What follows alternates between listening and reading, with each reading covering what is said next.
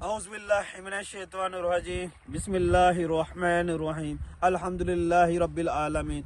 मेरा नाम मोहम्मद इमरान कंबो। अज असीं इत्थे मौजूद हैं अपना डोगर वाला पिंड हड्डी वाला पिंड केड़ा जी पिंड हड्डी वाला।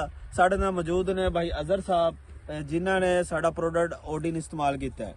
ओडिन दे विच दो ज़हरा ने नवी केमिस्ट्री है, अल्टीगा एग्री सोल्यूशन का प्रोडक्ट है।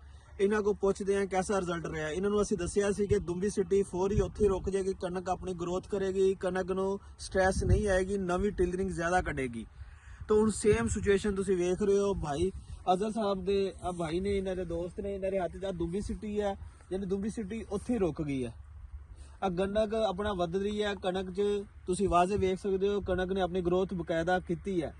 ते भाई अजहर साहब तुसीं अपने कमेंट दो, तुहाडा की व्यूज़ है इहदे बारे? भाई जन असी बिल्कुल सैटिस्फाइड है, मुतमिन है। माशाल्लाह बहुत अच्छा रिजल्ट आया है। इस तो पहले भी किया सी लेकिन होर फसल ते उनका रिजल्ट नहीं आया। तो अल्टीगा का अपना ऑर्डर किया है प्रोडक्ट, इनका काफ़ी अच्छा रिजल्ट आया। तो असी बाकी भाइयों ने यही मशवरा देवांगे कि इस प्रोडक्ट को इस्तेमाल करो ताकि फायदा हो।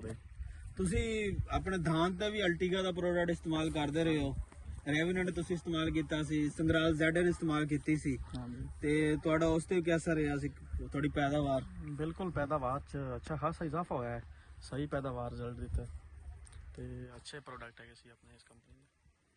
ठीक है, शुक्रिया।